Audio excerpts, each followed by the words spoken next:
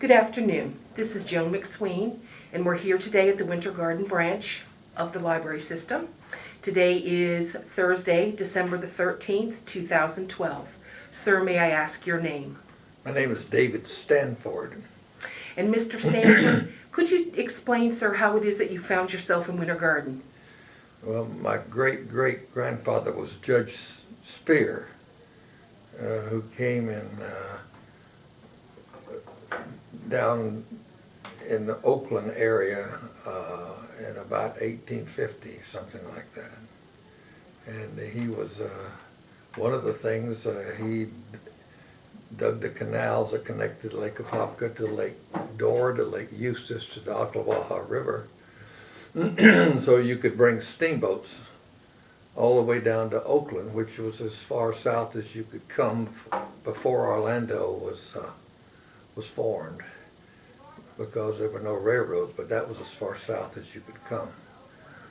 And my great-great-grandfather founded our church. I attend the Oakland Presbyterian Church. We just celebrated our 125th anniversary.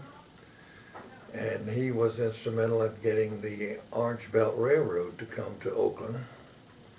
And the Orange Belt Railroad was the center of, was the headquarters, where they had the shops and the roundhouses and this, that, and the other.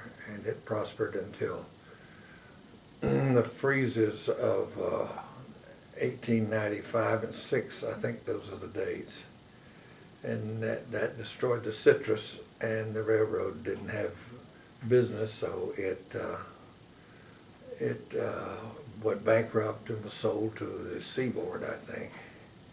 And so I was raised in a little town that was a bedroom community. And it was a citrus community. Later, while the citrus groves were being reestablished, they did vegetables on the shore of Lake Apopka, the southern shore, because it was on a cold night. They was relatively frost-free with the wind blowing across Lake Apopka.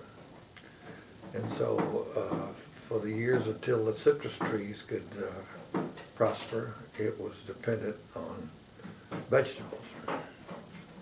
And so that's the origin of my family. My great-grandfather was killed in the Civil War, and Judge Spears went up to Ocala in a buggy and brought him back to Oakland. And then he married, my grandmother was a Tilden, and the Tildens, and he was a saddler. Judge Spear daughter married a saddler, and so the Sadlers and the Tildens and the Willises and the Petruses and the Hurleys were all related to each other. Some brothers married sisters, which complicated things. So I was raised right where the trees are, in the middle of the road, on the road to Oakland. And then I went to the local schools and University of Florida. And then when I got out of high school, the only business to be in would have to be related to citrus. So I worked for Winter Garden Citrus Products, which is just a mile or so away, for 35 years in the citrus processing. So that's why I'm in this area and why I wanted to stay, because it's a wonderful place to live, but you had to be involved in citrus. Are there any events or places that stand out in your memory of growing up or raising a family? Well, there's such large families that, and they were all interrelated. And one of the things we would do, my grandfather would hire a train, a special train, and they would gather up all the members of the different families, and they would take us all over to Daytona Beach for 6 weeks during the warmest part of the summer. And they rented a hotel over there, then, so it was all a very close family-related situation. Sounds wonderful. Is there something in the landscape that you can recall that is not here now that you really miss? Well, I miss the old Tildenville Elementary School, which was the second school built at that location. And it was similar, exact copy of the one in the elementary school in Winter Garden, except a tornado came along and removed the top story of it. And we had some wonderful teachers and long-term teachers in that school. And then I missed the high school because the lady that was the principal of the high school had been there so many years, and she was a very dominating but interested in your welfare person, and we made a very strong disciplinarian, and I think that I miss someone having that authority in the schools today. I think that's missing in these days.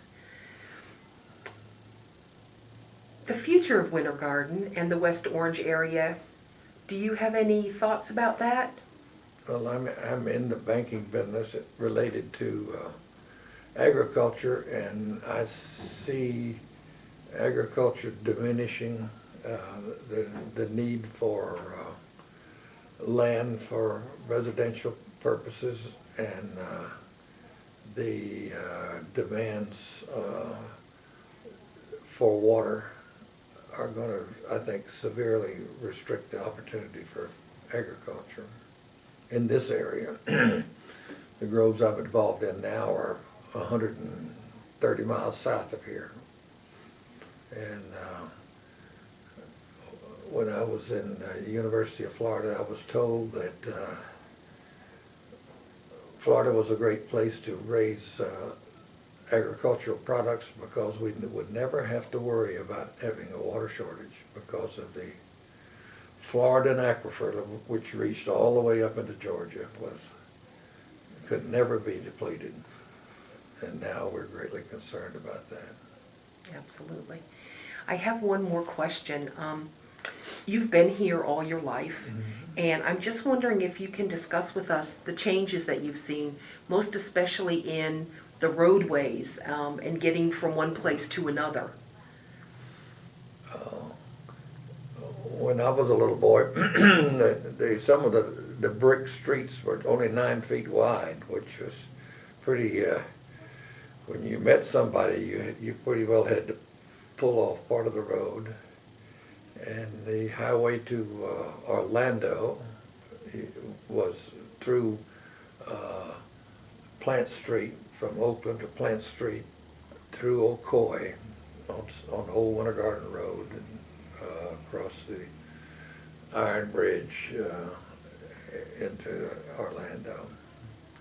Highway 50 came much, much later.